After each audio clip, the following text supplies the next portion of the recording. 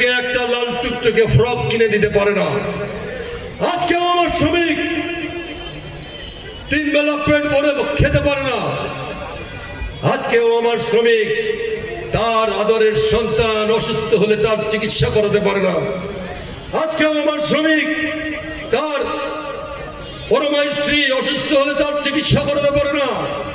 তার বৃদ্ধ বাবা মাকে দেখতে পারে না, তার চিকিৎসা করাতে পারে না। আজকেও শ্রমিক কষ্টের একটা জীবন নিয়ে চলছে। আজকে বাংলাদেশের শ্রমিকরা ভালো নেই। আজকেও আমি আপনাদের বলি, এই গত সরকারের যে আন্দোলন, 5ই আগস্টের আন্দোলন, সেই আগস্টের আন্দোলনেও আমার শ্রমিক রক্ত দিয়েছে। প্রায় 244 জন শ্রমিক এই পুলিশের গুলিতে মারা গেছে। এই বাংলাদেশে 52 আন্দোলন হয়েছে। এই বাংলাদেশে 68-69 সালে আইয়ুব খানের বিরুদ্ধে আন্দোলন হয়েছে। এই বাংলাদেশে 82 পর এরশাদের বিরুদ্ধে আন্দোলন হয়েছে। এই বাংলাদেশে বারবার ফ্যাসিবাদের বিরুদ্ধে, শোষকদের বিরুদ্ধে, স্বৈরাচারের বিরুদ্ধে মানুষ লড়াই করেছে। সেই লড়াইয়ে অগ্রভাগে আমার শ্রমিক ছিল। সেই আন্দোলনের সামনের কাতারে আমাদের শ্রমিকরা ছিল। শ্রমিকরা আন্দোলন না করলে কোন আন্দোলন সফলতা লাভ করতে করে তাকে শেষ করে দেওয়া হয়।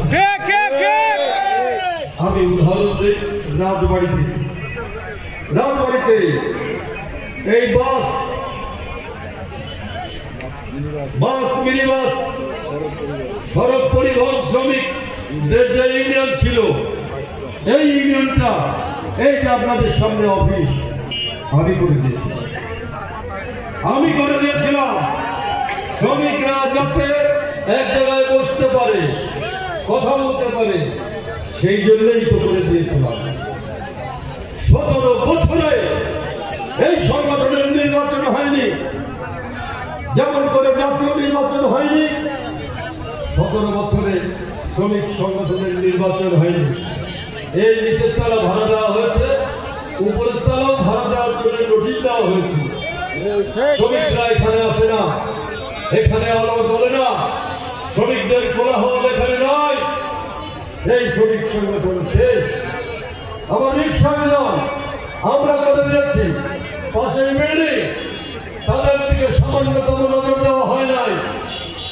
আজকে বাজার কমিটি, আজকে স্কুল কমিটি, কলেজ কমিটি, আজকে নির্মাণ শ্রমিক, আজকে দর্জি শ্রমিক, আজকে হকারদের সংগঠন, এরকম বিভিন্ন সংগঠন আছে। অটো তাদের সংগঠনটাকে তাদের দিকে সামান্যতম মনোযোগ কিন্তু এই সরকার দেয়।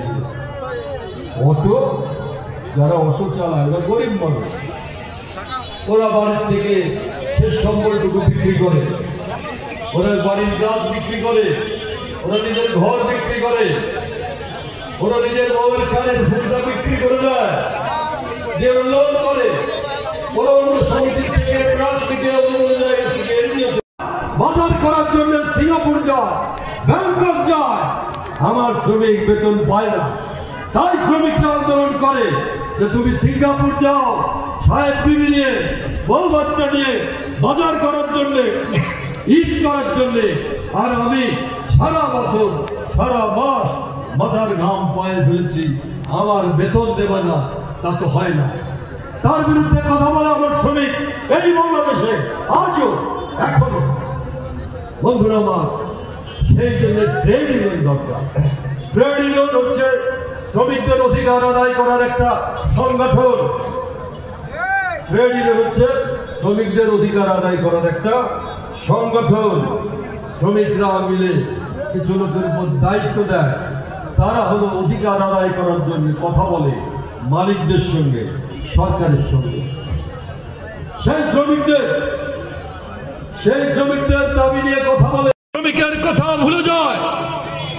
শুধু প্রেসিডেন্ট জিয়াউর রহমান ক্ষমতায় এসে শ্রমিকদের কল্যাণে কাজ করেছিলেন। 2001 সালে যখন সেই শ্রম আইনে আমরা শ্রমিকদের কিছু অধিকারকে এইখানে প্রতিষ্ঠিত করতে চেয়েছিলাম।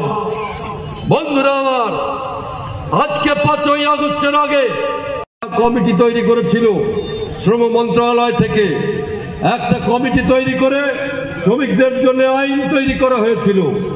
শেষ, অনেক বক্তা আছে, বক্তৃতা দেবেন, তবে দেখেন যে কথাগুলো বলতে চেয়েছিলাম আসলে পারলাম না। রাজবাড়ী রেলের গার্ডকে আমি বলছি, আমাদের হকারদের কখনো কোনো সময় তাদের গাড়ির থেকে নামাই দেবেন না, এইটি অনুরোধ করছি।